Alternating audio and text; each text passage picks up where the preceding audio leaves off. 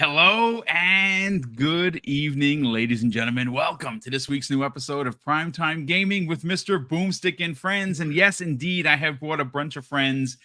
Folks, we're going to have a great show. We're going to spend the 90 plus minutes, give or take, talking about, well, the showcases that happened this summer. Nintendo had their direct that closed out all of the big shows for the year, or at least for the summer. And you know what? I originally gave it an 8.0. Went back, watched it again last night, kind of bumped it up to an 8.5. I'm a Nintendo guy. I have been since 1985 when I got my first NES for my birthday, and I was very excited. But hey, listen, J-Rock, what's up, brother? Welcome. Yeah, thanks for the invite, man. It's a pleasure to be here. I can't wait to get into these conversations that we're about to have, and we should have a great show and a great time. Yeah, we're probably going to split this conversation into two parts. The first part is going to be the shows. The second part is going to be who reigned supreme when it came to first party showings. I think that that answer is easy, but some people in the media, Hargi Chani, seem to think otherwise. I got some quotes here that are a bit head scratchy, if you will, but we'll get to those in a hot second. I want to welcome in over 100 people already here. Big thank you for checking out the show. Get ready, get your popcorn, hang out. It's going to be fun. Hargeet Chani, how you doing? And more importantly, brother, how are you feeling? Yeah, good. It's been fun. I enjoyed the showcase from Nintendo. Let's go. Put in the let's go. Let's go. Let's go. Yeah, right. So yeah, I've been good. I've been enjoying all the stuff that's been coming out as far as showcases, and I've been playing some games. So a couple of games are leaving Game Pass, and I'm like, oh my god, they're pretty large. I'm trying to get some of them done. We'll see. Maybe I'll have to end up buying them. Yeah. That's not a bad thing, I suppose. No, it's not. It's not. Yeah, you're gonna get a discount, so it's not bad. But we're happy to have you here, brother. And listen, ladies and gentlemen, the prodigal son has returned. One of the founding members of Primetime Gaming, my brother, all the way from Canada, the Mag. How you feeling, dude? Welcome back. Oh, you're muted, man. You are muted.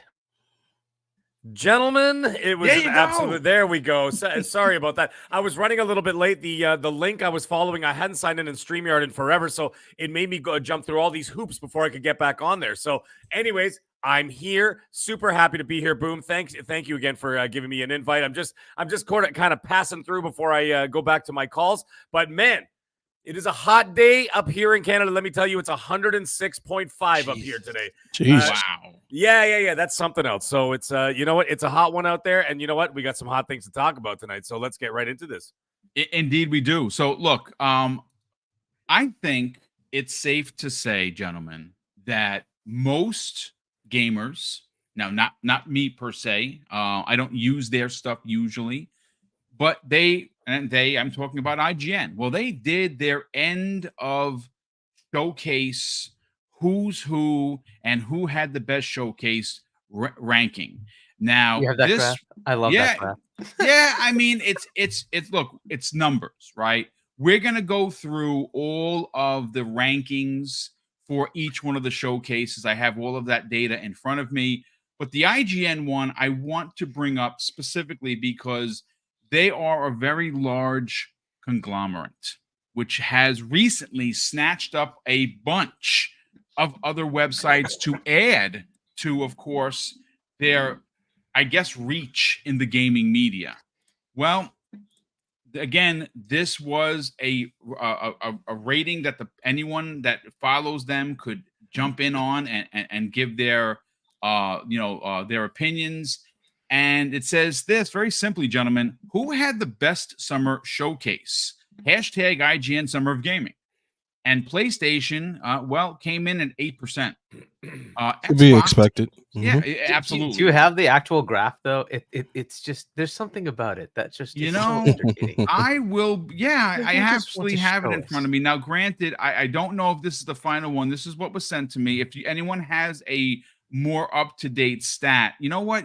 Let me just do a quick check.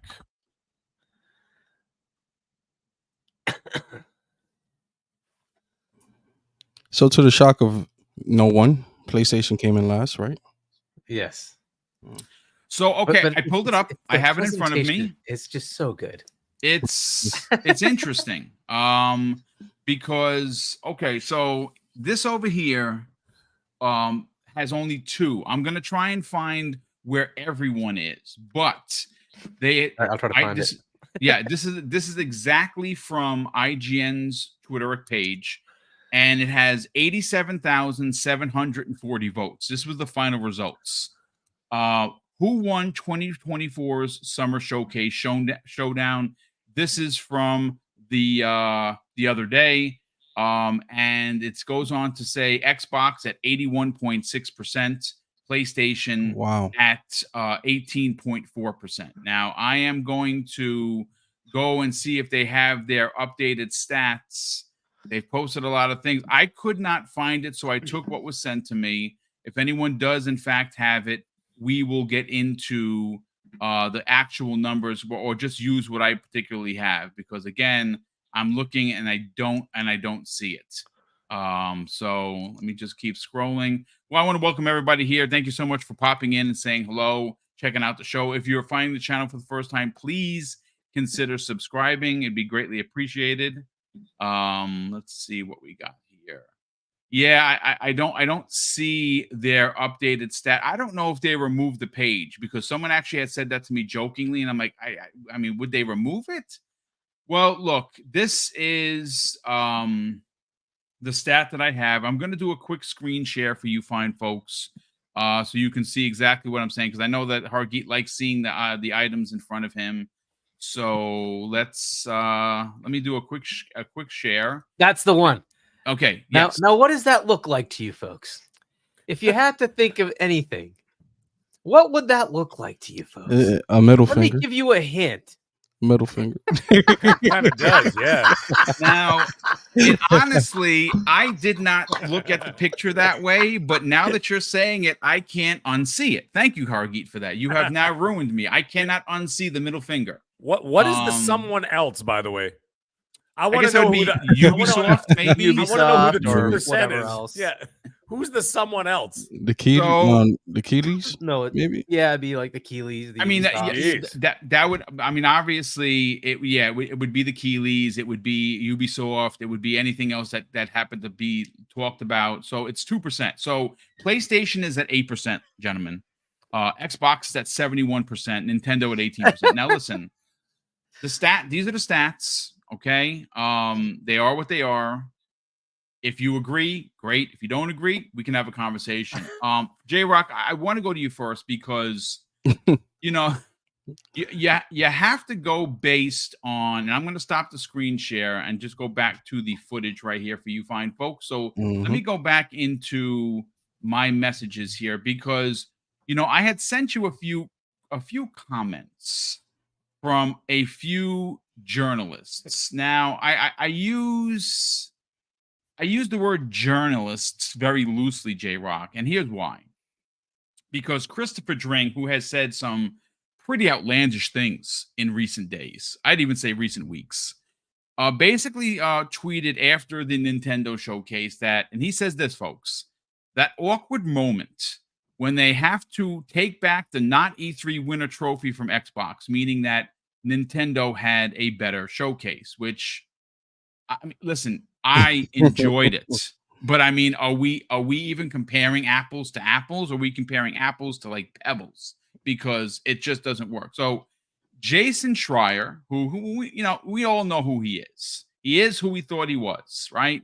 He says, took an extra week this time, but as always, Nintendo has saved E3, J-Rock, according to him.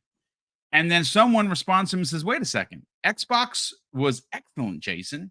And he simply says, and in response to it, one other nice thing about the Nintendo Direct is that you don't have to wonder which studio they'll shut down in a year. Taking more shots at Xbox, as we know that he enjoys doing. J-Rock, let's get into it, because I don't really think that there is much of a challenge for Xbox. They hit on all cylinders. They showed a roadmap that not only shows what's happening in the later half of 2024, but they showed a very distinguished lineup for 2025 where Nintendo does not have a roadmap that goes that deep, except for the few games that they had at their direct. PlayStation is nowhere to be found with them with their roadmap. And look, out of the big three, if we're talking apples, and apples, it does seem like the one ruling the roost is Xbox. Let's talk about the showcase, Absolutely. man. Talk about it. Yeah, well, are we surprised? Like, we know these individuals, how they act, how they behave. I thought Xbox had a great showing. There wasn't any need of saving. Xbox already saved it, right? With their showcase, the Summer of Dreams, as we say, right? Nintendo had a fantastic show. I also rated it at 8.5.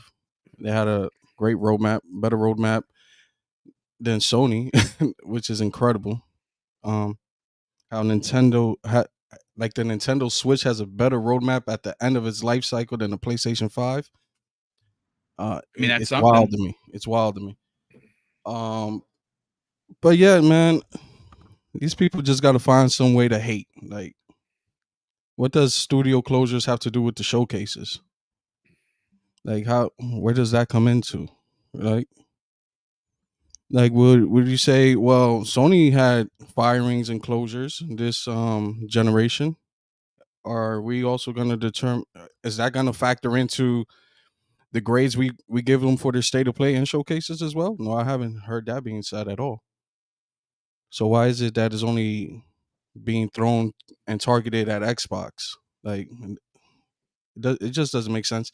Like I said, these people are not going to beat the acquisitions that, listen, there's an Xbox tax out there. Yeah. And these people are not helping the cause. When people say there's no such thing, but every time Xbox has a good showing, here they come with something negative to try to bring it down. They can't even give it props for having a good show. So it's amazing to me. But overall, man, the showcases were incredible. Incredible. Listen, we got Joanna Dark back. Yep. Samus is back. Doomslayer is back.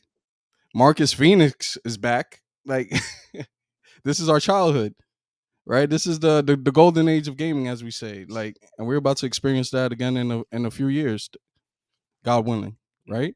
So overall, there's really nothing to complain about unless you're like a PlayStation only owner right now. You have some questions that need to be answered, but for everybody else, like, we're having a great time right now. The future looks bright. And yeah, the games are coming. We have a roadmap, both Nintendo and Xbox. So we should be happy. Yeah, I would agree. And that's the thing. Look, so we're all about numbers, Mag, right? And Hargeet, I'll go to you next, brother. Mag only has 25 minutes left, so I want to get his hot take on this. I like evidence-based conversation. You ladies and gentlemen understand that, because again, we're allowed to have opinions. Everyone could love or hate a show, and there's nothing you could really say about it. Have your opinion. Now, if you're being disingenuous, well, that's a horse of another color. But for here, I'm all about evidence-based conversation with numbers, because numbers don't lie, right? Again, have your opinions, but when you have the facts in front of you, it's very, very hard to argue that. So I want to bring up a actual, Jay, I got this from you. I think this was you posted this, and I know Hargeet is all about those numbers also. So once again, folks, I'm going to pause the footage here and do a screen share. This is the official from Twitter. This is directly from Jeff Keighley, his own Twitter account, and it's a grading of each one of the shows. And I do think, Mag, it does set a very big precedent here. So obviously, the first show was, of course, the PlayStation State of Play, or as I like to call it, the PlayStation State of Disappointment. So 6% gave it an A, 5% gave it 19%. There was 33% that gave it a C, and D or below was 42%. Yeah. And I honestly believe that was fitting because, again, I'm excited for Astrobot. I don't know how many people are going to be lining up at midnight to get it, but I'm definitely buying it. So I don't care how much it costs. I love platforms. They opened the show with that. It's pretty impressive. they closed with Concord. Or do I have it backwards? No, I'm sorry. I have it backwards. Well, Concord was shown. And the thing that we learned about Concord, which I am very shocked about, instead of it being a free to play and they try to make some money, they're selling that game at $40. And in the same showcase, they showed the free to play Marvel game, which looked, I mean, a lot better. So then we go over and we look at Jeff Keighley's own show. Now, I was there live in LA. I got a chance to be there. Look, his body language did say a lot. When he was in front of the camera, he was smiles. The minute it went dark and he was walking off the stage, he did really have like a distaste look in his face that he didn't want to be there. And there's reasons for that. Hey, now, boom! IGN put him in the others category. Like, yeah, they did. Yeah, they did. And which is, it is what it is. But so this is the ranking, Mag. So 9% gave it an A, 24% gave it a B, 27% gave it a C, and 40% of the populace, which of course this was the most votes out of all of them. 250,590 votes gave it a D or below at 40%. So then you go over and you start looking at, well, let's say, for instance, I don't know, the Xbox showcase. And the Xbox showcase, 66% of the populace gave it an A. 22% gave it a B. 6% gave it a C, and only 6% gave it a D or below. Those are the trolls, because the show is the show. And then, of course, the Nintendo Direct, that had, equally positive, review or response. 54% of gamers gave it an A. Yeah. 29% of gamers gave it a B. 9% gave it a C, and 8% gave it a D or below. Let's talk about it. The Summer Games season is over. Yeah. There is a clear, definitive winner. There is definitely a clear second place, which of course is Nintendo, and everyone seems to be like really, really low on the totem pole. What are your thoughts, man? Well, it's pretty self-explanatory by when you pointed this out. You look at these numbers and you're seeing what people are actually saying and how they're feeling. And we're not talking about 1 or 2 people here. You're talking about 250,000 and above. And that represents a pretty large margin of the hardcore community that watch the shows and follow them. I will always commend Keighley for at least trying. At least he's trying to. I'll give him that. Like, he's trying to keep the feel of E3 alive in a way. You know what I'm saying? Including the prices. Yeah. Well, hey, you gotta make money. You gotta make money. You're right. So, but here's the thing. He makes the middle of the winter, which is the deadest time for video games, usually around like December, right after what I like to call like the Super Bowl of gaming, which is from September to November. Right when you hit that dead zone, he's got the Game Awards, so interest is at an all-time high. So I'll give him that with that one, and I got to give him kudos for at least attempting to bring back an E3 kind of feel, because obviously he probably feels like all of us were like, we missed that E3. I canceled my tickets last year to go to LA because they had canceled E3. So I'm like, I'm not going to go down there for that. So anyways, the point is, this is good. And I'll tell you why this is good. I know it sounds crazy by saying that. This is good for Keighley.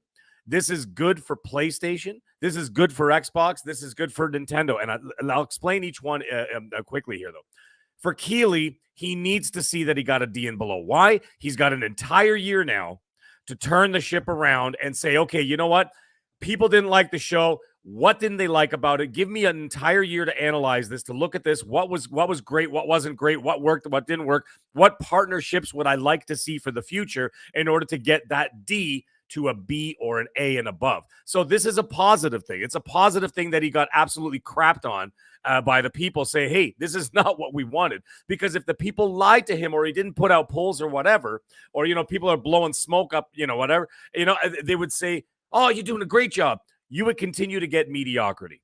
And this is not what we want. We want great product. We want great software, hardware, everything else in order for us to be able to enjoy this hobby we love so much. So that's good for them. PlayStation.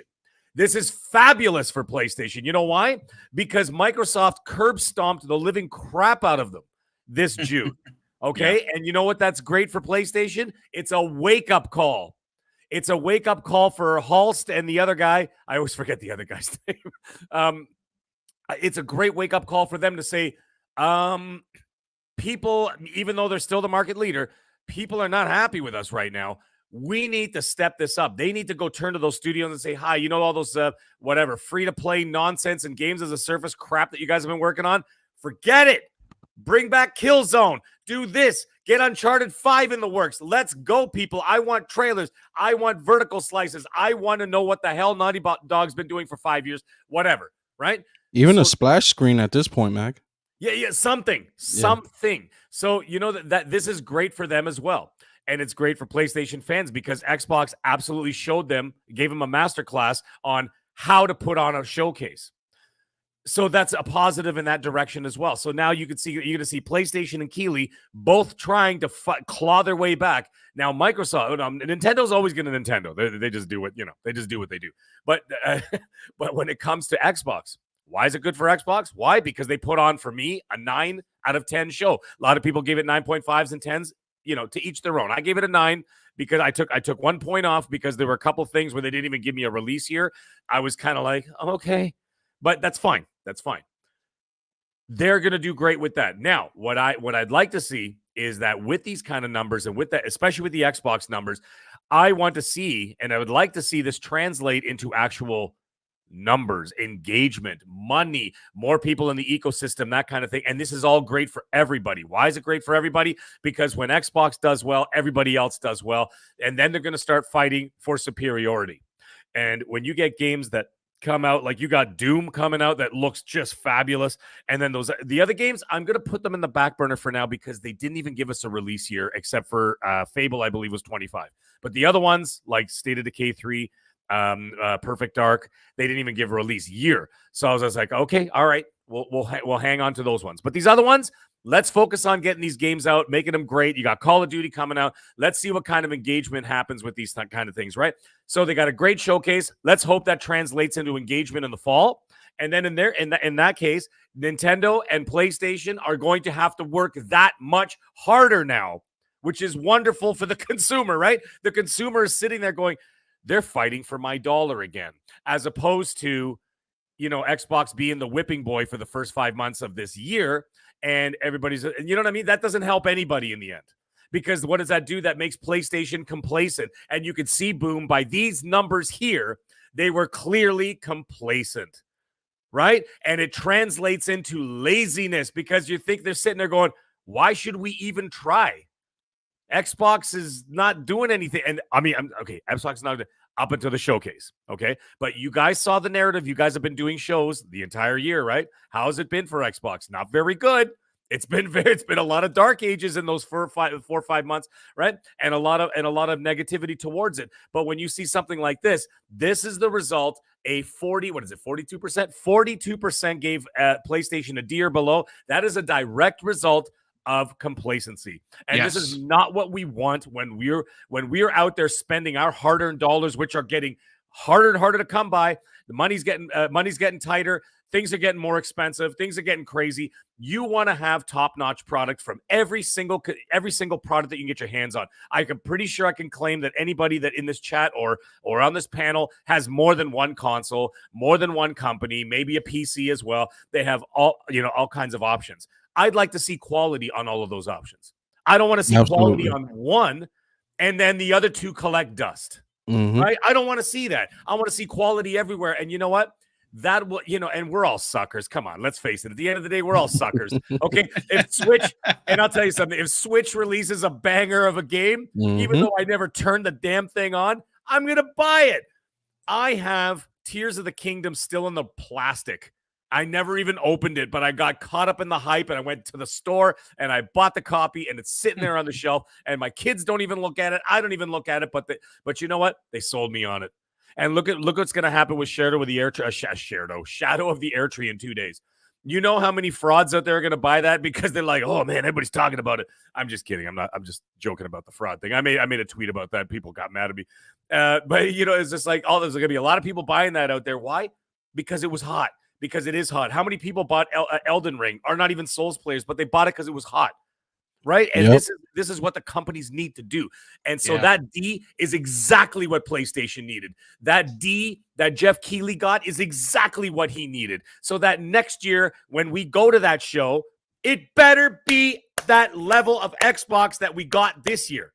That's what I want to see. And that's what was great about the whole thing about Xbox being able to lead that charge.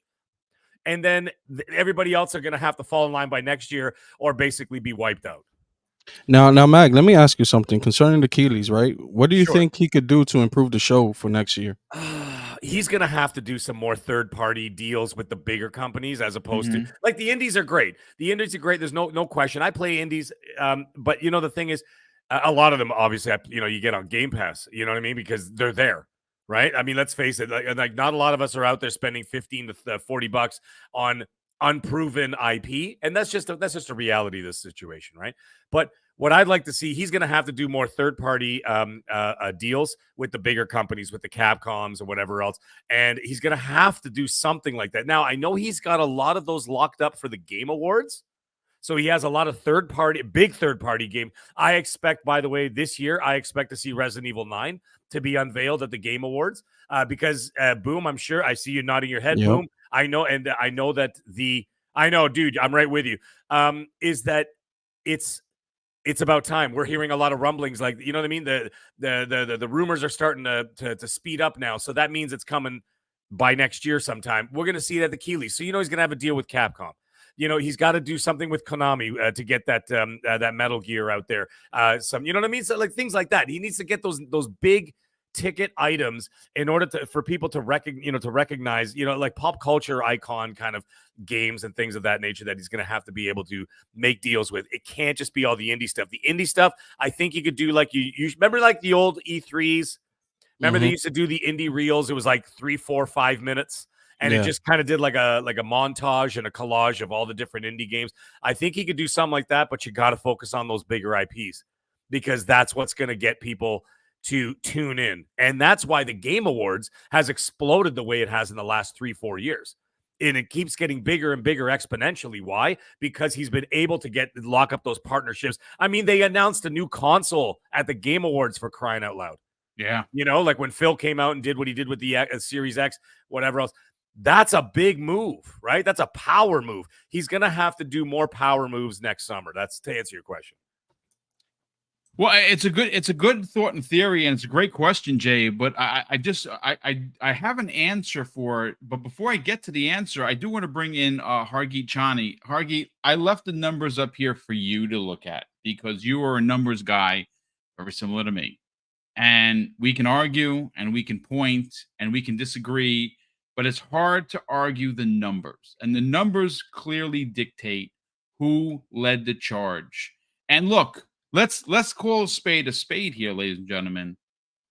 We expected Xbox to show up, but there was no guarantees that they were going to show up. As a matter of fact, I think personally, as someone who's an Xbox guy first, who does proudly support all the consoles, but as an Xbox main gamer, they went past what I expected. It was so many games there. And for me, I told this to Hargeet when we walked out of the place, I got Xbox 360 vibes the minute I walked out. I was like, wow, I feel like we're back. Hargeet, let's talk about the showcases and let's talk about some of the gaming media doing what they do, right? They're trying to downplay. They're trying to shovel over what Xbox did. Somehow or another, the non-E3, according to one journalist, was saved because of Nintendo. And like I said, I really enjoyed that. I'm buying every one of those first-party games. But to suggest that it was better than Xbox kind of really does prove how much of a fraud some of them are. Let's get into it, man. Yeah. So, look, I put together my own list and taking out sort of remakes, just putting in the ones that are new. There were 4 like first party games. There's another one, Fantasia Neo Dimension, which I don't think is them, but is only coming just to Switch. But looking at the showcases, I mean, The numbers speak for themselves as far as the people that rated them, right? I disagreed with Jeff Keighley being that bad. I thought it was good. I gave it a B or an 8, right? Whatever, but I'd give it an 8. I gave the Nintendo one an 8. I liked that one as well. The Xbox One was just obviously better, right? There's just like if you're an objective gamer, you can't possibly look at that. And as far as like the moment, I said, like we had that the Keanu Reeves moment with the last time we actually had an E3, right? The Keanu Reeves walks out, that huge moment. The moment to me of this entire showcase was the Gears reveal, right? It had the people in their feels, right? The people going crazy. You see all the reactions. Tell me which one of the reactions for anything else in any of these showcases was anything close to what happened when Gears showed up. When you saw Dom's face and you're like, what? And like the whole thing was just awesome. No words, just all emotion, right? It was awesome. It was a great. So that to me was the moment of all the showcases. And now you're going to tell me that wasn't the best. So obviously you just look at the numbers. It's very clear. The answer is yes, the Xbox Showcase won, right? Unfortunately, there's always going to be some stragglers, right? You do see some of the media saying, yeah, that Xbox Showcase was the best showcase. What the heck is Sony doing? Right? Even some of the Sony specific media is saying that. But unfortunately, there are those who just will not give in so easily. To them, I say, exposed. Wow. Exposed. I love it. We even got sound effects, ladies and gentlemen. This is great. That was funny. I wasn't expecting that. Yeah, I'm not sure what Xbox would have to do to make this obvious to them that, hey, this is their pattern going forward, right? So maybe once they've had 4 of them in a row, we're like, okay, yeah, I guess the other 2, well, no, one of them, PlayStation, can't keep up. Nintendo, on the other hand, quietly throughout the entire time has been releasing the same amount of games. So they really will kind of keep up. Their game quality level maybe is not that high in comparison to Xbox, but they will be giving you pretty good games every year in high numbers. So they average like first party, 7 to 10 games every year. And they'll still be doing that this year. They'll still be putting out that many games. So they silently just keep doing their thing. Nintendo's, and they will continue to do their thing. I wasn't expecting to see that new Zelda. That was like crazy. Like that was pretty cool. And you're playing. What about the Zelda. new Mario Brothers though? Like I didn't expect the new Mario Brothership. Brothers. Yeah, it looks good. It looks that looks cool too. Awesome, I'm like, dude. wow, that's pretty good. So this is why I'm like, this is an 8 already. I love it. Not to mention I had Lego. Like Lego Horizon shows up. You know what, Lego Horizon? You know what? Can I just stop you there for a second? Because please raise your hand, class. Did they show off Horizon better than PlayStation did? Because I believe that they did. I didn't see it. I'll have to take your word for it. PlayStation didn't have it on their showcase. We saw it at Summer's Game Fest. Yeah, it was a more extensive trailer. You know what? Keighley's you're first absolutely announcement. Right. Yeah. Yes. Keighley's first announcement was that. Okay. Which is why Keighley's automatically starts at an 8 for me. Because it comes out, gives me a PlayStation game coming to Nintendo Switch and PC day and date. Right. To answer your question, Boom, yeah, it was a more extensive trailer shown at I thought it was Nintendo much better than Nintendo. So PlayStation doesn't want to show that game to the PlayStation fanboys because they know what they're going to get from them, which is vitriol. But from the other people that actually want to play games, this was pretty good, and it actually looks fun. It actually looks fun. I'm picking it up on both the PC. I'm buying it on Switch. I'm going to buy it on Switch. So, I'm a sucker for Lego games. I'm getting it. There's no end. Yeah, it looks good. The Horizon series is one of my favorites too of this newer generation. But yeah. So yeah, I mean, like as far as the media thing, I've been saying this, Boom. It's gonna slowly keep shifting. There's just no way out of it now, right? You just keep like that was not the only time you're gonna see a showcase from Xbox that's gonna be that stellar. Why? They still have half those games to tell you about next year. They still have updates for the same Fallout, Elder Scrolls, Diablo, whatever else. Starfield's year 2. Yeah. They have all that stuff that's just going to be there anyway, right? On top of, they still have to tell us about like more than half of those games are still to Outer come, Worlds right? too. They will give us updates. Yeah, and then they have the games they haven't told us about, and we know some of them because they've already been announced, and we don't know some of them because they have not been announced. They're always going to have that 15 to 20 games first party, and then they're going to talk to you about third party. So even if I look at like the Keighley Showcase or the Nintendo Direct, even the third party stuff that was added in to the Xbox show was pretty killer. It was a ridiculously cool list of games, right? Including AC Shadows. You know, you had Dragon Age, right? All sorts of games on top of some smaller ones. It was great. So obviously that one was a 10 to me. I assume based on what we saw from the numbers, it was the one that won the most hearts. And you know, the Nintendo one was pretty good as well. I gave it an 8. I think some others give it a little bit more, maybe some give it a little less, but depending on whether you like any of those games. But I think it's, you know, it is pretty good. The you know, PlayStation one was not even liked by most of the PlayStation fans. Yep. They're the ones who panned it. And, you know, I like give them, hey, I think for you, this might be a 7, the state of play that they had, because at least it showed some games you get to play.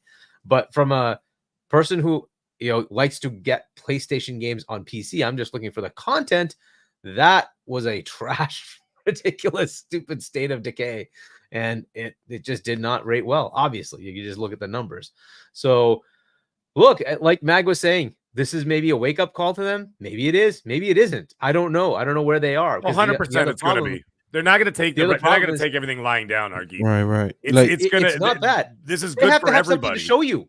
They don't have anything. That's the problem. They must have something. They don't have anything. It's been years. They really don't.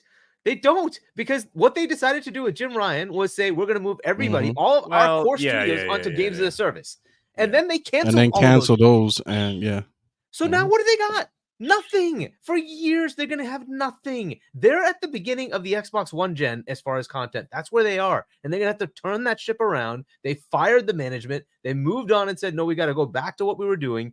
The funny part about the one studio that's still there, you know, Concord with Firewalk, and then you still have Bungie, and like the Concord developers are all ex-Bungie developers that went to Firewalk.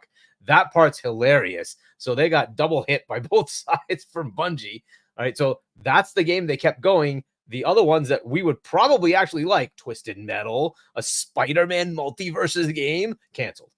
What? Really? Factions should have been out already. Well, I mean, the one thing that's interesting, they had the military shooter that was canceled. I'm telling you, that's SOCOM. Like I'm telling you, that is. And you're looking at all that, and you're like, okay, so now you're telling me you're retooling your main studios to go back to single player games. Are they going to give me some sort of bastardized Suicide Squad thing, or are they going to say no? We're going back to drawing board and we're going to start anew. In other words, wait 5 years. Exactly what we've been dealing with.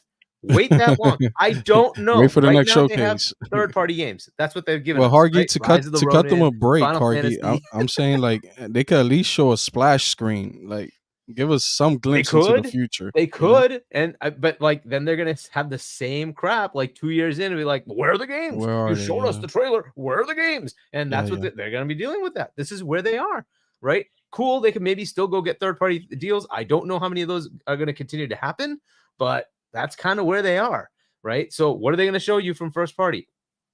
I don't know, right? So we'll see. We'll see if they actually have something. So Mag, that is my concern. It sounds cool that yes, they would have some sort of answer. I don't think they have one. That's why Jim's gone. I think they realize they don't know what the hell they're doing right now and need to change course. There was also this shareholder thing that came out. I don't know if people saw that. Yeah. We'll leave that aside, but that also kind of laid out the same concern. It's like, what are you guys doing here? How are you trying to compete? But anyway, so I don't know, right? I don't know if PlayStation really will have a good answer unless they go buy some third-party thing, which we'll see what that means. I don't know. I mean, will a lot of third-party big games want to be single? Hargy, how about if those I don't think that's gonna happen. How about if the studios, right? They instead of doing the live service games which have been canceled, they do smaller titles, like for third person over the shoulder, but it's going to be smaller in scale so they could bring it out sooner. Absolutely, but that would be 3 to 4 years, not 5 to 6 years, right? That's still 3 to 4 years. These live service games as a service games they've been working on. They have been working on those, obviously. Now a lot of those got canceled, obviously.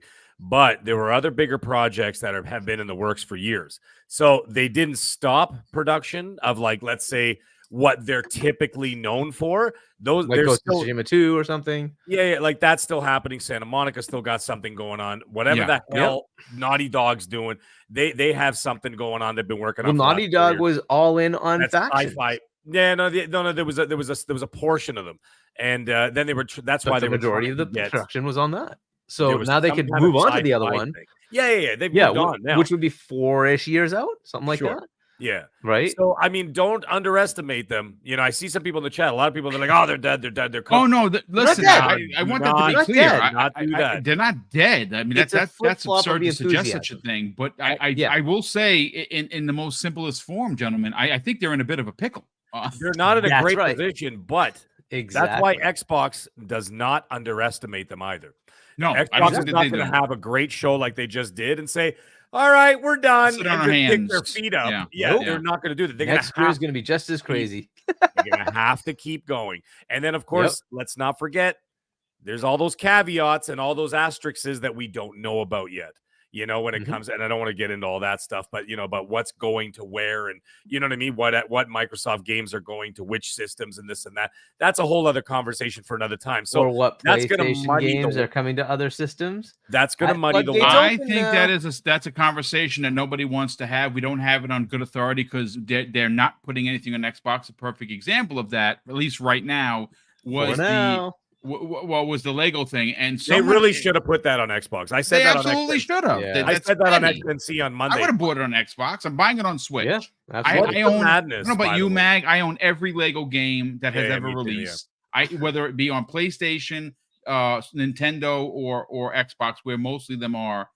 I love the Lego games. I do it. So I'm buying this, but I'm going to get it for Switch. Can you imagine how much money? This is what I talked about on XNC on Monday when I was doing the show with Colton. We were talking, and I said, you know how much money if they put some of their licenses out to some of these games, like a Lego games.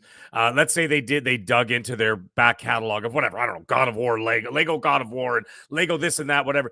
They could be making a fortune because if they own the IPs and if they're publishing the IPs, they're making the 70% publisher's fee, and then let Microsoft take the 30%, and then vice versa. Because then when Microsoft starts standing over Doom and a whole plethora of other games that are going to be going on to the PlayStation or Switch too, they're going to be making their 70% publisher fee. It's going to benefit everybody. I don't understand what everybody's getting their panties in a knot about. This is great for everybody. And I think that, and I don't mean everybody like just the gamers and of course the companies, so that everybody stays healthy and in the game, so to speak.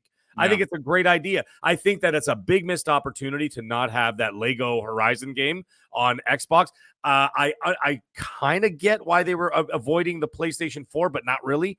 Because they want people to buy the PS5. But then by doing that, you put it on the Switch. It makes no sense.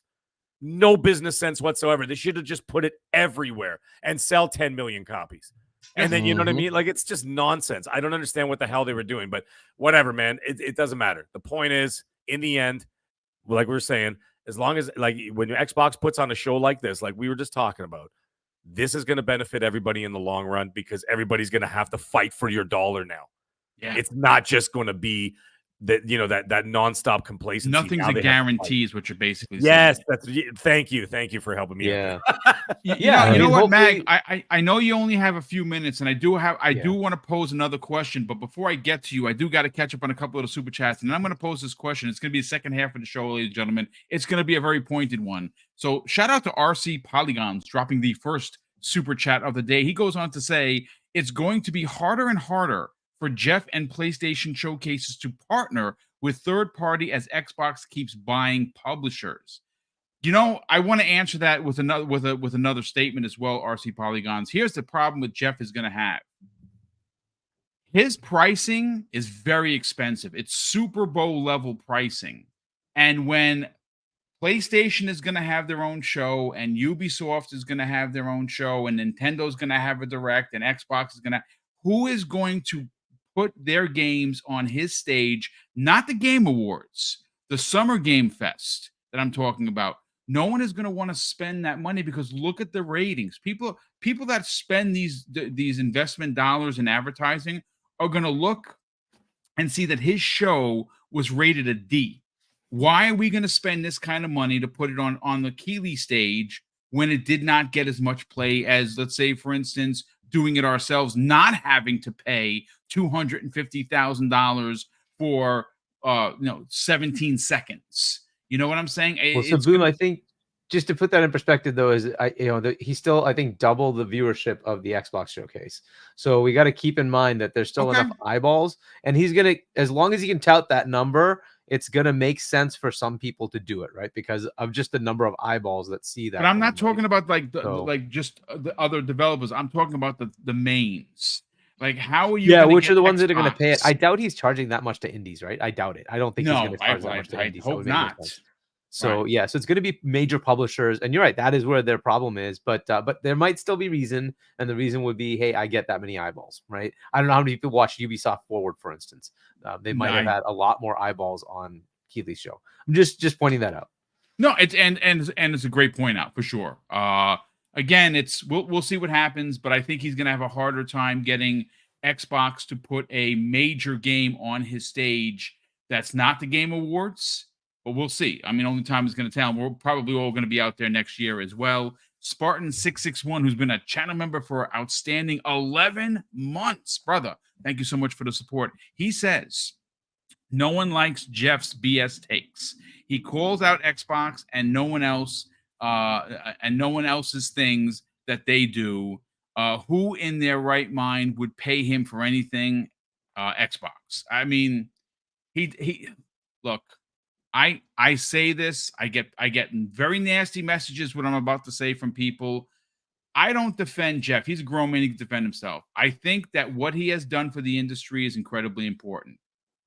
As a person, as a content creator, I don't like the way he does things sometimes. He is supposed to be a diplomat, meaning he is supposed to be hands out to everyone in gaming. It's okay to have a preference, but sometimes he goes out of his way to stick it to Xbox, and it's very apparent. It's not being console worry. He does things, and you're like, man, Jeff, why? Why would you do that? Isn't Xbox a partner? I don't understand why he does some of the things he does. So that is the one thing I have a distaste for him when he allows console war to get involved. He is supposed to be well above that, and sometimes he lowers himself to it, and I don't like it. Will Broke Boy Lewis has done it again, ladies and gentlemen. He has gifted a whopping 5 Double Barrel Gaming memberships, brother. That is crazy kind. That's like the 4th time he's done it. Will, thank you so much for the very kind generosity. Appreciate you being here as well. Jay Slay drops a very generous $5 super chat, and he says, Boom, can you please explain to these ponies that the reason Marvel vs. Capcom isn't coming to Xbox has nothing to do with us not buying games? Thanks. It is not anything to do with sales. It is the MT framework that apparently is non-existent for Xbox. And the reason why it's not releasing on PS5, as you can see that its PS5 logo isn't there, it's releasing on the PS4, and and because the PS5 is backward compatible with their games, it's going to be available to play on the PS5. So it technically skipped the PS5, but it's not, because you can play it through backwards compatibility. The reason why it's not on Xbox is simply because of the MT framework, that it just doesn't work on Xbox. Now, I'm going to be honest with you. I think that I'm going to say that for both Xbox and Capcom, lazy. Like, figure it out. You guys are billion-dollar companies. You can figure out the freaking framework to get this game on there. Am I disappointed? Sure. Am I losing sleep? No, because I'm buying it on the Switch. It's fine. But I'd much rather play it on my Xbox, but I can't. And I don't play on PC, so there's that. Nino Vistic, all the way from Hawaii. Aloha, brother. Thank you so much for being here. As always, he has gifted, ladies and gentlemen, 1 Double Barrel Gaming membership. Thank you so much for the support. Aloha to you, and hopefully you and the fam are doing well. Mag, okay, so here's my question to you before you get out of here. Sure. And it's very Xbox pointed. Right. And we're going based on what the clear winner is of the summer showcases. and the clear winner is Xbox. My question to you, and will be for the panel and of course the chat: has Xbox set a benchmark for first-party games when you look at what Nintendo is doing and when you look at especially what PlayStation is doing? I think they have moved mountains. I think that they have shut down all the detractors that said Xbox has no games. I would even dare say that we are running into a realm, Mag, where we can say PlayStation doesn't have any games and do it being for real. Let's talk about it.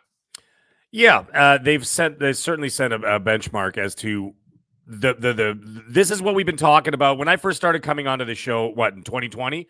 Yeah, a long time ago, brother. It's been 4 years, yes, and I've been off and on doing the show, and we were talking about it all the way back then, saying, oh, eventually it's going to come, and then all of a sudden an acquisition happened, then the other one started to happen, and then everything else, and we started building up. It says it's going to happen, it's going to be that cascade one day, and they're going to be able to move forward, and that'll be like sort of like the beginning of it, and then they can move on from there.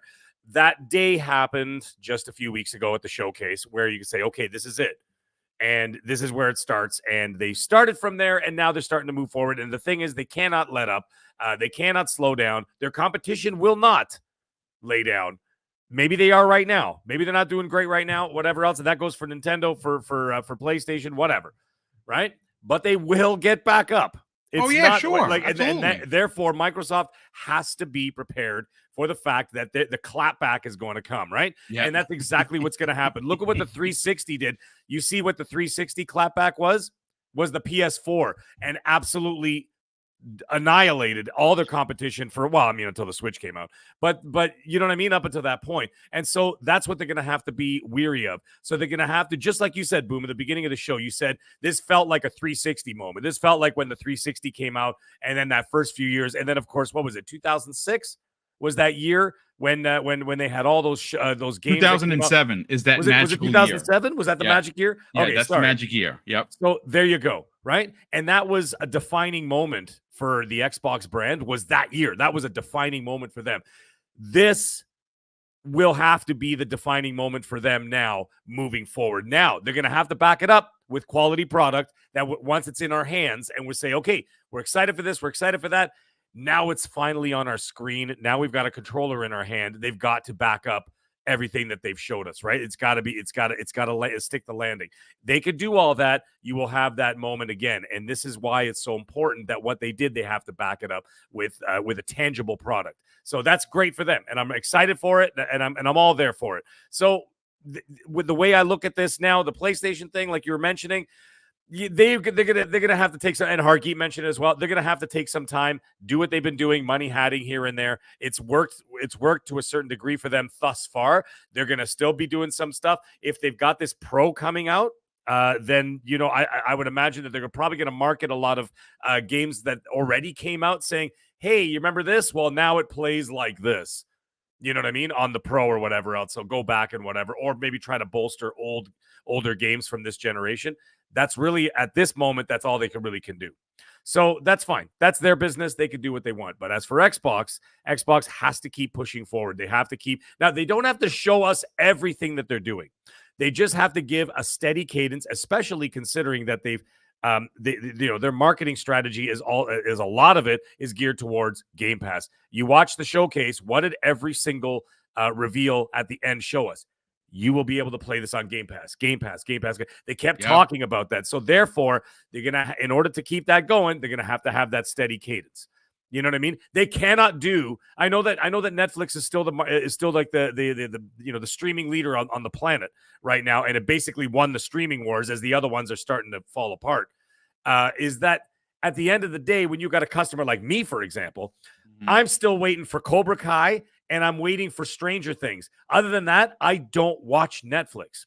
That is not something that you want, especially for something that is an interactive entertainment like video games, which is something you actually you pick up a controller and you are actually part of the experience personally, as opposed to just casually watching something, right? So they're going to have that steady cadence, which they do. They do have that. But when it comes to their first party, they're going to have to space it out in a way that as soon as someone tires of this title, the next title is lined up and ready to go. And that's something that Matt Booty is obviously, and Phil, they're the ones, and of course, and Sarah Bond, they're the ones who are sitting there going, what are the release cadence? And I think that's why, by the way, I think that's why we didn't get the release dates for the 3 games that are coming out this year. We have Shattered Space, no release date. Indiana Jones, no release date. And Avowed, no release date. Right? The only release date we got was Black Ops 6, which is, whatever. That's its own beast. I don't even call it, that's its own entity. So I think that what they're doing is they're trying to space things out, not for the rest of this year, because it's going to tie into what's going on next year. Because you don't want to have all 3 games piled into 1 month, and then Xbox has got nothing coming out for 7 months. Can't have that. They can't have that. So they're gonna have to do it in a way that there's a steady cadence that it always keep people subscribed. Yep. And keep their attention. And so, Mag to piggyback off that's why I feel bringing Call of Duty to Game Pass was so important, because it's one of those titles where it keeps players engaged. Yes. And continuously coming back throughout the year. Yes. Right. And if you could if you could always include some type of perks like they did with Valorant recently, some Game Pass perks. That's a big one. You're going to continue getting these people staying coming subscribed to the service, right? You know what they got to do too? Like for me, for example, I'll be subscribed throughout the year just off Call of Duty itself. Well, J-Rock, think about this. You've got also this catalog. Like, let's not lie to ourselves. They're turning Call of Duty, a lot of the online Call of Duty is turning into Fortnite. I mean, there's nothing that screams army to me when I'm sitting there in the bushes and all of a sudden Nicki Minaj walks by with an M4. Like, you know what I'm saying? Like, that's not, you know what I'm saying? That's not boots on the ground to me. Or like I was playing the other day, Wilmy Hood's walking around with Cheech and Chong. And I'm like, is this for real? Turning you into a blunt, right? Yeah, no kidding, right? So it's like I see those things and I'm like, all right, whatever, it's fine. I can accept those things. But you know what you could do with that now? Now you're going to release Master Chief skins. Now you're going to start releasing Doom Guy skins. Hey, Fallout, or like they just did with Fallout. Fallout, yeah, dude. Yeah. Okay, I don't even. You know what's crazy? I don't even play skins. Call of Duty. I want to buy those. Buy the stupid skins. It's crazy. Boom, just go buy Nicki Minaj, please, for the love of God. She runs around in a pink bikini. It's ridiculous. But if anybody thinks I'm kidding, go check it. Go look it up. But anyway, I know it's true. It's true. And the thing that's crazy, though, at the end of the day, how about this? How about E-Day skins to celebrate, E-Day coming out? You got Marcus Phoenix, you got Dom, you got whatever. You got A-Train. You know what I mean? You have all these people. Speaking of days, it's Juneteenth. Happy Juneteenth, everyone. Indeed. Happy Juneteenth, everybody. That's correct. There you go. So, skins. I want to see skins in the game. You know what I'm saying? And like you'll be able to do that, and you will have people. If you're a member of Game Pass, you get the Marcus Phoenix skin. You get the Dom Crash skin, Bandicoot skin. Yeah. You know what? Listen, I know that sounds ridiculous, but after seeing what I've seen, it's going to happen. So even a Tony Hawk one, what the hell? Just throw them all in there. But the point is, you keep people engaged in the product, and that's a great supplement. Now, Call of Duty is a great supplementary product that people like to play for. The hardcore play like all day. That's different. But like someone like me, I'll play 1.5 to 2 hours, and then I go back to my single player experiences. Right? I'll fart around with my friends and be like, all right, guys, let's do a couple of matches, this and that. Then these old eyes get tired of the 60 frames and above. And I'm just like, all right, guys, I've had enough. I got to go back to whatever I'm playing. And then, you know what I mean? So that's the kind of game you always go back to, which is great. But in between all those games, yes, you have those indie titles, whatever else, but Xbox needs to have those first party big titles in there and in a steady cadence in between those Call of Duties, in between those indies and everything else to keep everything flowing. And you know what? You continue doing that. And the consistency of that will bring more people to the platform. And Bethesda for them is picking up that slack, right? It is definitely Bethesda's actually been.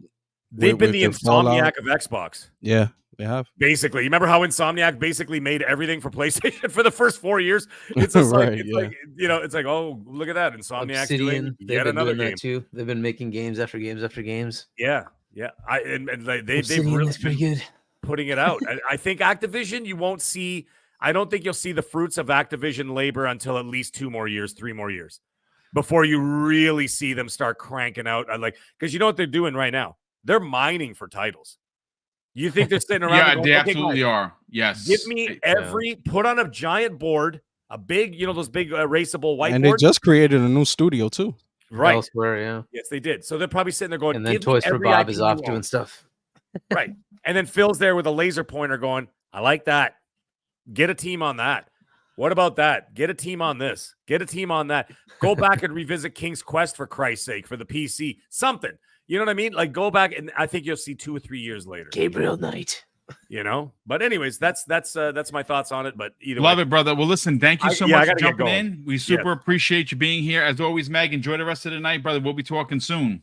Gentlemen, it was an absolute pleasure. Chat, you guys are always amazing. And Boom, if you want to actually increase your sub numbers, remove Risk It for the Biscuit as a moderator. he's ruining everything. No, sorry, he's been catcalling me for the last 10 minutes, saying, "I know you see my messages, Mag. I know you see my messages." I'm purposely ignoring him because he does the same thing to me on XNC. Anyways, I love it. You gentlemen have a great rest of the show. I will always, as always, listen to the replay tomorrow morning. So thank you, brother. have Super a great appreciate night. it. Enjoy your evening. All right, thank you, boys. Have a good one. Meg. J Rock, I want to go to you. But look, I think it's easily a conversation that listen, people are going to have opinions, but I think that even if you are a PlayStation centric gamer, and that is okay to be. If you are a PlayStation guy or gal and that's your box, then you should enjoy it. There's a lot to play over there. Older stuff. There's just not a lot of new stuff right now. And you know what? Like Mag was saying, I don't think Xbox is going to just let them, sit on their hands after the showcase. They're going to keep delivering. We have heard, J-Rock, that for the remainder of the year, there are 2 shows, according to Paris Lily, that are going to be packed with Xbox games. That is the Tokyo Game Show. Gamescom. And that is, of course, Gamescom. Mm-hmm. But I want to specifically just keep laser focused on the showcase that just happened. I think it's very safe to say that Xbox as a platform has benchmarked what first party should look like for the next couple of years. We know that there's a roadmap for 24. There is a ridiculous roadmap for 25. And obviously, we're going to get potentially a peek into 26 with the remainder of the 2 shows. Let's talk about this benchmark for first party. Absolutely. Well, they set the record, Boom. Was it 17 first party titles? Yep. I think that's the record. Never been done before. Never been done before by any company. So right there, they are the benchmark by default. They have the record. My whole thing is, my biggest take from this is how well positioned Xbox actually is for future, right? Especially for Game Pass. Don't mind my birds are going crazy. It's all right. Like, think about, we have Call of Duty, which is huge on Game Pass, right? Like I told Mag, I think that's one of their big strategies for consistently retaining subscribers, not getting people just pay 1 month, come off, and resubscribe months later. Then you have games like from Bethesda. Bethesda's doing a great job, right? We just got news that Starfield will be supported with DLC for another 2 years or so, right? Expansions. They've been always doing that with their games. We have even the State of Decay could turn into one of those service games for us to retain players, right? It looks fantastic. Which other titles are there? Let me see. Gears, of course. Gears, of course. The Halo. Yep. The Forzas. So I think they've really positioned themselves. If you really take a step back and analyze the catalog, right, of games being added to Game Pass, and you say, damn, there's really no reason for me to unsubscribe at this point. Because every month there's this steady cadence of games being added that pique your interest, right? That let me just try this out. And then let me go back to Call of Duty, like Max said, right? Let me jump back to Halo for a game night, right? And let's run it. Well, let me go play State of Decay, but this whole time what you're doing is just you're being locked into the service. You're just continuously playing. You're just continuously using the games in the catalog. And I don't see any other out of the big three. I don't see that from the other two, to be honest with you. Right? This I don't think PlayStation is in a position right now to if they're really trying to push and their new metrics is engagement. I don't Yep. really think they have the titles as of yet. They're trying to build it up with Helldivers and stuff like that, but I don't really think they have the titles yet to actually keep people engaged for long periods of time on their console. And I'm interested to see, right, the reaction from this from the fan base that's been accustomed now. We've been indoctrinated into expecting PlayStation games to be a certain type, right? Yes.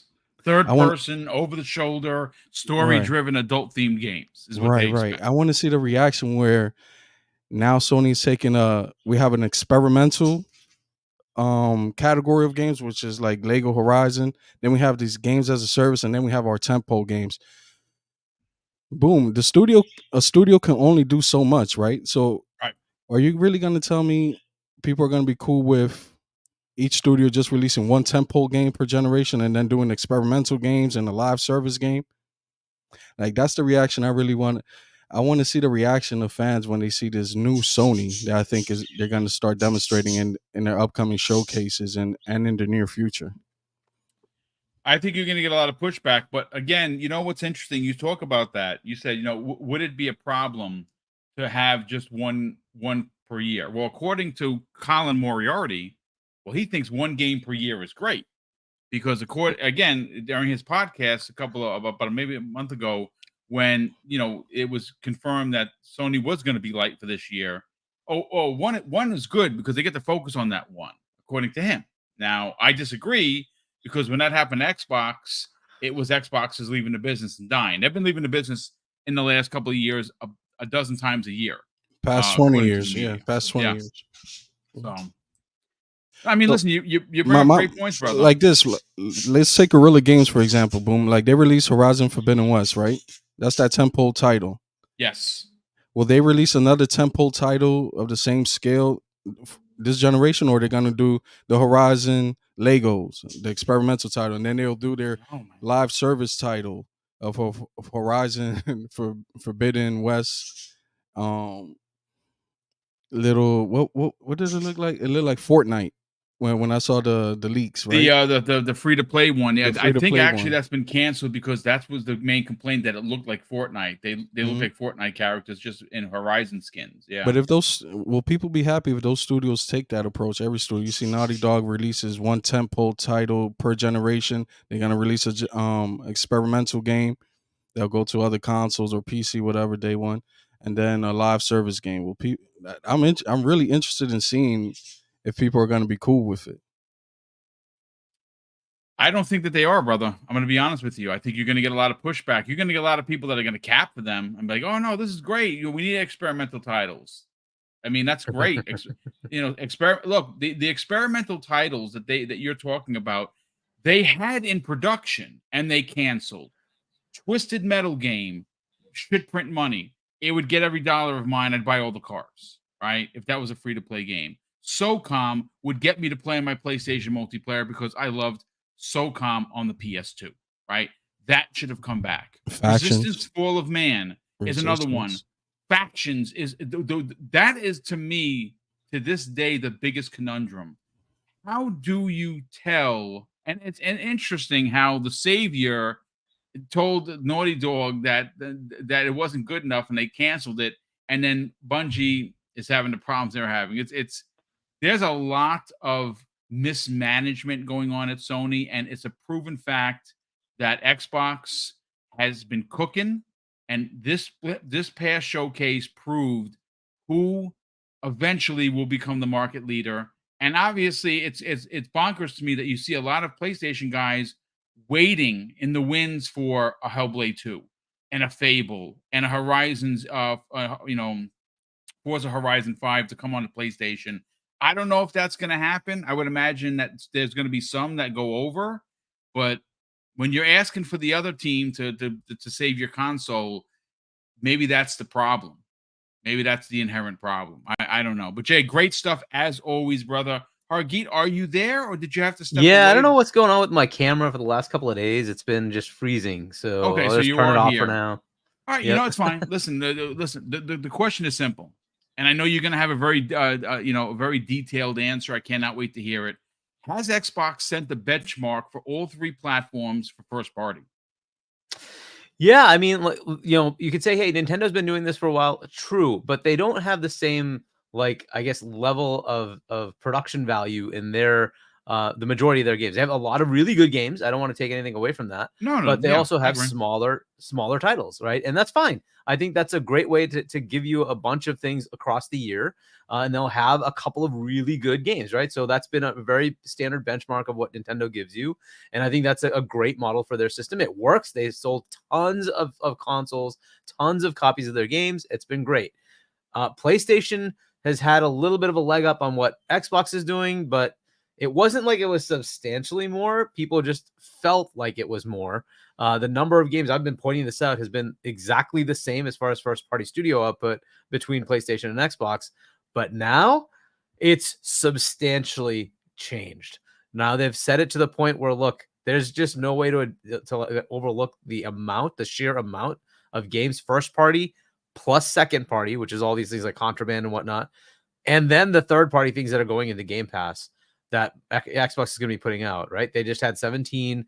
Granted, some of those were expansions, but still 10 to 12 games that they've announced. And then a good number, I think it was like 8 to 10 games, first party this year coming out, right? So from Hellblade to Ara to, what's the other RTS there? The Age of Empires? Age of Mythology. Yeah, Age of Mythology. Yeah, yeah. Age of Mythology, right? And then, you have Indie, and then Avowed, and obviously Call of Duty, right? And on, right? So there's like 8 to 10 games that they released first party, forget like everything else, right? And then you have all these other deals going on with third party things like Stalker, like, at some point replace Towerborn. Those are coming, right? So those will be coming into Game Pass. And then you have the just normal multi-platform releases that are going in day and date into Game Pass as well, which just feels like an exclusive, right? So like the these are the Flintlock. kind of things they're giving you. Yes. Right? Yeah. So Flintlock, for instance, is coming soon. The Japanese games they just showcased, right? Like Expedition 33 and what was the other? Wu Chang, right? Like those kind of day and date Game Pass, right? And you just keep seeing that, right? So this is the kind of like the breadth and depth of variety of games, RTSs to shooters to Doom, first Expedition person, 33. right? Expedition Game Pass. 33, which is like a turn-based, right? And then you have your third person with South of Midnight and with Gears and on. It just keeps going. They are just Clockwork killing it Revolution. every type. Right, Rumored to be coming out next year. And Fable, which bring you into RPGs, right? And like they have the gamut, right? Fable, they give you all types of games, right? So you have a mass variety of games. The pivot that they did at PlayStation to try to do the games as a service thing, it's an interesting model. I just don't think that was, and it seems to be proving out that was the right path. You find games that either exist that are great. Microsoft did that with Mojang to get Minecraft.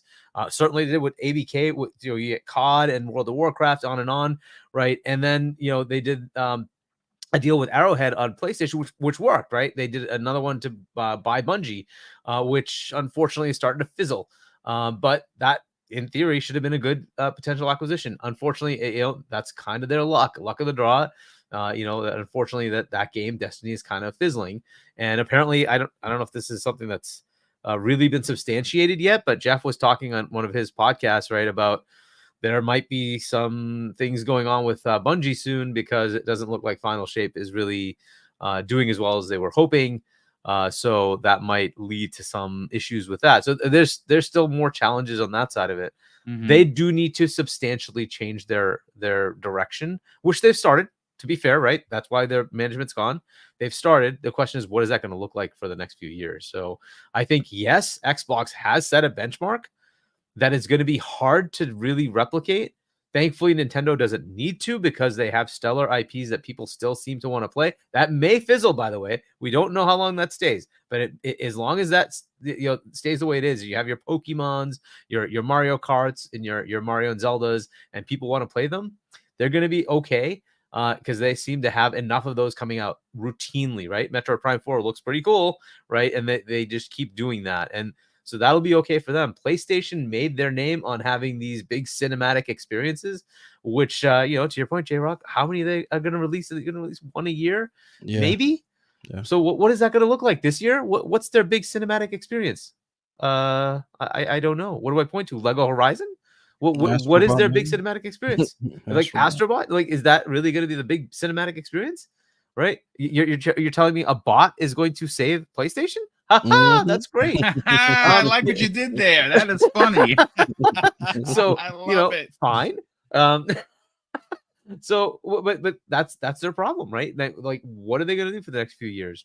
Maybe they're kind of in a little bit of a lull, but the other side is not, right? You know that Nintendo is holding stuff for their showcase later in the year when they announce their Switch 2, right? And there's going to be a bunch of freaking awesome looking games that are coming to their next generation hardware. Okay, what's the response from PlayStation? I have no idea. Next June showcase, you think is going to be any less than this? I guarantee you there'll be more than 17 announcements. That's the way it's going to be. They have so much to tell you. It's going to be tough for them to not have that many games. That's just the way it's going to be. So now, what is the answer going to be from the other side? They're going to be absent next year too. Because what are they going to show you? I think they eventually have Venom maybe coming. Let's hope. In the next year. But then again, right? you know what might hold that up? You know what might hold that up though? I think Wolverine and Venom are going to get held up because the source code was leaked online. And if that source code, they can't use that source code again. So if Venom was scheduled for 2025, let's just say, I don't know if they could rework if it gets pushed the code. further. Yeah. So either way, so that is, I don't know. This is kind of the world that that PlayStation has put themselves in. They are due to make some changes, and we will have to see what those changes are. I don't want to put out there that somehow they're dead. They're not. They have too big of a brand. Right? The brand is going to survive, just like, by the way, Xbox did for all those years with the Xbox One. They still survived. It's just they had to make changes. They had to figure out how to compete again. And now the fruits of that labor are finally coming through. We're finally seeing what that resulted in. It took a decade, though, to turn that ship around. Phil started a decade ago, and this is kind of where it is now. We finally are getting to the point where, like, the Phil vision is now showcasing. We're seeing it now, right? So this is what we get with that. But I hope it doesn't take them that long, but PlayStation is not looking like they're in a great position right now. Nintendo looks pretty good. I mean, they just had a stellar showcase, so they're still looking pretty good. You can see the reaction from the general population. They didn't like what PlayStation had to put out, so it is what it is. They are going to have to go back to the drawing board and figure things out. And they probably are. I'm sure they are. Right. To Mac's point, I'm sure they are. It's a question of what do you do? Right. How do you turn this around? So thankfully, they still have some world-class studios, but they have kind of put them in an awkward position, and they need to kind of figure that whole thing out. But benchmark-wise, this is the benchmark now, because this is going to happen every freaking year. You're going to see Xbox bringing 15 to 20 games to their showcase, first party plus third party deals. That's just the way it is. It's just the way it is, right? If we get a massive increase in subscribers to Game Pass, it gets even more interesting because now they have more money to go get third party deals. So it'll just be that much more that you're going to get in Game Pass. Just saying. You're not wrong. I think that there is something to be said about, let's say, for instance, and the outlier, if you will, gentlemen, is going to be this fall, right? I think we're going to see an increase in console sales by tenfold. And why? Well, the easy answer is, Call of Duty. They're going to market the H out of it, and they're going to put that Call of Duty Black Ops 6 print on every box that they sell, and they're going to put a 30-day card in there that says play right now on Game Pass, Call of Duty, and they're going to sell those things. And then, of course, with Call of Duty, I don't think really, I honestly think that it's just right now, it's just numb and flat. But as we get closer to the release of Call of Duty, you're going to see they're going to put the pedal to the metal, and people are going to start subscribing to Game Pass. Because like I've said on 100 shows before, I understand that the normies don't buy 5, 10, 15, 20 games. I know they don't go to cdkeys.com to try and get, 4 blocks of 3-month Game Pass for $27 each to bump up their subscription. We do that. We're the hardcore. But they are aware that subscription services exist. And in a world where right now money is kind of hard for a lot of people to keep, and the first thing that goes is entertainment, someone that has a family is going to try their damnedest to get their kids to play games, especially Call of Duty. And if they can get a $200 Series S and potentially get Game Pass for $17, that includes not only Call of Duty for the kids, but if they're an older gentleman like myself, they're going to be like, Indiana Jones. I went to the movies to see that. This is all. It's going to be a landslide. Now, again, we'll have to see by the end of the year. But I agree with you, gentlemen. I think it's very safe to say that the benchmark has in fact been set for first party. You say it all the time, J-Rock. I've heard you say it. Nintendo is going to Nintendo. They're going to be fine. They're going to keep doing what they're doing. They had a direct I thought was phenomenal. They have now. They had a Princess Peach game that sold really well. They have now a Princess Zelda game that you're going to be able to use her. They have the Mario Brothers. The Brotherhood looked freaking awesome. Metroid Prime 4. I see a lot of people talking about it in the chat.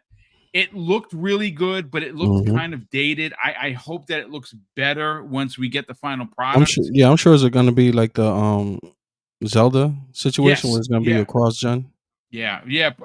Potentially. That's a great point. But listen, let me just thank Spartan661, generous friend of the program, who's been here with us for a long time. He has gifted, ladies and gentlemen, 5 more double barrel gaming memberships. Brother, that is crazy generous of you, Spartan. Thank you for the support. And of course, a big thank you to all of the super chats and all of the very generous donations that came the way of double barrel gaming memberships. Will Broke Boy Lewis, Nino Vistek, and of course Spartan661. Thank you so much for that. Now, folks, look, normally this is a 2-hour show. We are going to end it a little early because normally we have 4 people on the panel. We hit the 2 topics. So we're going to kind of wrap it up with the outros. Tomorrow, do not forget at 12 p.m. Eastern Standard Time, I'm going to be sitting down with C Money, and we have a lot to get into. And of course, do not miss this week's Breakfast with Boom, because, ladies and gentlemen, Mrs. Boom and I, we were given a bunch of the E-Day Gears of War coins from Ben Kenobi over at Xbox Fan Art, and we are giving a bunch of those coins away live on the air. And the only caveat, ladies and gentlemen, is you gotta be in the live chat to put the hashtag that is being held really close to the vest. I'll drop that in Friday morning. And listen, all you got to do is be in the chat, put that hashtag into the chat. We let the picker here from StreamYards do the picking. And if you win, you don't pay nothing. Now, we are opening it up to pretty much everyone. And the only way we'll say no is if we're going to have to spend $60 to ship a coin. At that point, we just can't do it because we're a mom and pop organization. So obviously shipping comes out of our pockets. If you win, you win. That's it. We don't ask for anything. But again, Friday morning, we're giving away a bunch of those coins. So please, if you want to win or be in the running to win one of these legendary, very exclusive coins, be in the chat on Friday morning's Breakfast with Boom. Let's get everyone out of here. J-Rock, by all means, brother, tell everyone where they can find you and see you doing the Gaming Lord's work for Xbox fans on Twitter. What else you got going on, brother? How you doing? Well, Boom. It's always a pleasure to be here, man, on your show and speak on these topics of gaming, always interacting with the community and the chat. The chat can always find Boom. Come on now. They know where to find me. I'm sure you're gonna put the. I'm sure you can put the link. Your link is already there, so they know where to find you. All you gotta do is click, and you're there. Right. Click. I'm in the domain where Chani refuses to join the Shadow Realm. You know what I mean? Yeah, I'm in those streets. There's that. So yeah, man. Again, Boom. Thank you for the invitation. It was a pleasure, man. Yeah, I can't wait for Friday. Hopefully, I'm gonna be in the chat. Hopefully, I'll win. You know what? If you win, brother, we'll get you the coin forthwith. You give me your address, and we'll get that mailed out to you immediately. But yeah, listen, thanks so much for joining us. Obviously, Kay Asante is normally with us. He had some things going on behind the scenes. He'll be back with us next week, and then obviously we'll run our 2-hour show. I'm sure there's going to be a lot to talk about because the news doesn't seem to dry up. But we are now talking about Hargeet Chani. Not only is he selling a book called Emergence, which I bought and that you should buy as well. Hargeet, please, by all means, tell everyone where they can buy your book, but also subscribe to your YouTube channel where you've been doing a bunch of content. You put a lot of videos up from inside the Xbox showcase where I was with you. Those done some really big numbers. It's always great to get people's, when we're watching it live together, we get excited. But to be inside the building when these must things have are been happening, crazy. It must have been dude. crazy. It was so much fun. You got to get out there, J-Rock. Yeah, you don't see me, but with again, if you talk to Luke Lore, who was in here, Insipid Ghost, and Ains from Seasoned Gaming, I went crazy. You hear it, but you don't see it. If I could have streaked up and down naked, I might have done it. I would have been locked up in LA. But Hargeet, brother, let's sell your brand, brother. Where can people subscribe to your YouTube channel, and more importantly, buy your book? Yeah, so you can pick up my book at shop.chani.us. You can go there. It's got links to the book at Amazon or Barnes & Noble, at Lulu, etc. You can also get a signed copy if you want. There's links in there to get a signed copy. There's some merch if you like it. And then you can subscribe to my channel. It's Hargeet Chani 1 on YouTube. So youtube.com/Hargeet Chani 1. You can go there and subscribe. And yeah, I did post a whole bunch of reaction videos for pretty much every game that was announced at the June showcase at Xbox Fan Fest. So you can check that out. And yeah, I think yours as well, right? Like the one for Gears, just like it blew up. I think it's like at 37,000 views or something ridiculous. Wow. People really like it. Let me ask you guys, how does South of Midnight show? Showed real well. It really did. It showed real well, man. Shocked It was a good. lot of people because of the gameplay. Like when you first saw it and you heard the banjo in the background, you kind of knew that this is where this was happening. Because when it first starts, if you look on the corner of the cab that's sunken in the water, it says compulsion. So you knew exactly where they were going. But then when they showed, the lead character talking, and she's talking, to the catfish that's, driving, like floating her through the swamp. No one expected. I certainly didn't expect when she jumped off, we were going to get gameplay. I was like, whoa, everybody went crazy. It was awesome. It was a great showing. Yeah. So, yeah. And again, if you want the reaction, if there's a video, check it out. You can see what how we reacted.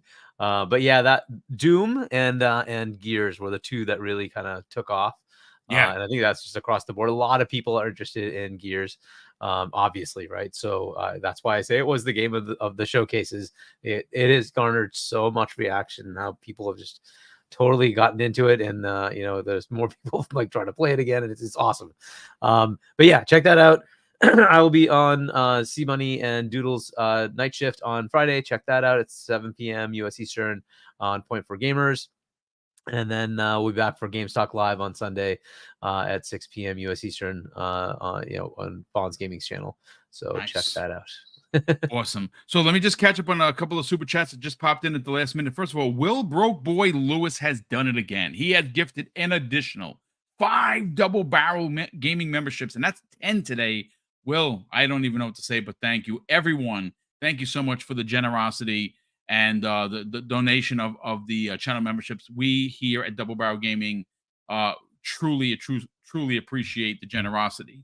Don Otaku, generous friend of the program, drops a very generous $5 super chat. And Don says, Xbox set the benchmark for how many first-party games in a show. However, Nintendo set the bar for first-party releases in a year with 13 in 2023. Yeah, they just know how to release games. They keep making And you know what? They're not bad. Maybe they're not for you, but they are all. You know what? Yeah, they get me times 2. because every time I buy one for me, Tyler gets the same one as well. So Nintendo has my money, and every one of those games, I'm sure Tyler watched my nephew watched the direct, and he's gonna be like, and I'm gonna buy them all because that kid is awesome.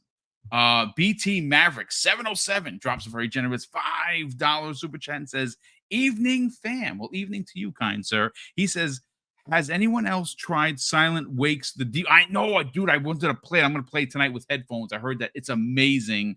He says, "Fun horror game that has the Thing movie vibes." Oh, dude, that is great. With great characters, good stuff. It's on Game Pass. Yes, if you are a horror buff, play this game.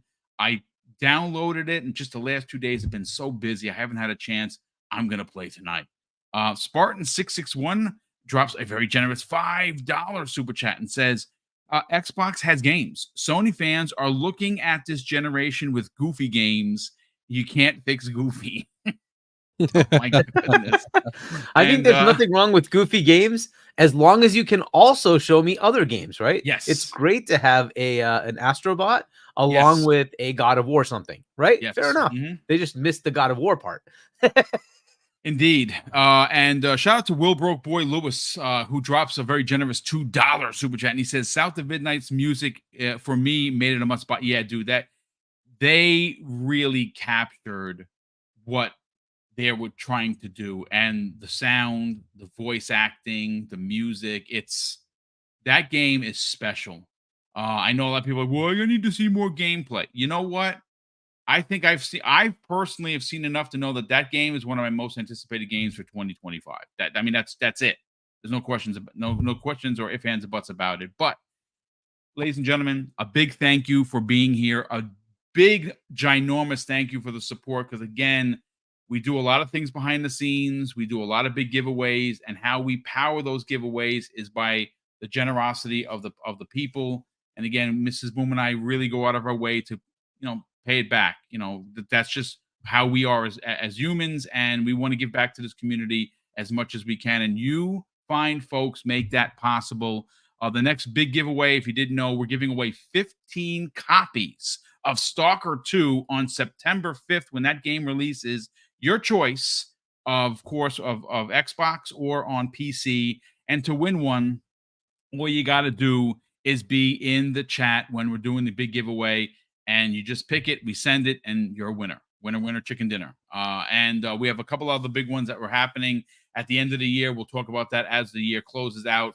But a big thank you for everyone being here. And of course, I'm going to close out today's show with something that's incredibly important to me. Hopefully one day it'll be important to you. And that's something that my dad taught us when we were kids. And he would say, Craig, treat others how you want to be treated. And also, it doesn't cost anything to be nice. You live by those rules, son. I can guarantee you're going to have an awesome day. So take care, everyone. And we'll see you next week on the newest episode of Primetime Gaming with Mr. Boomstick and Friends.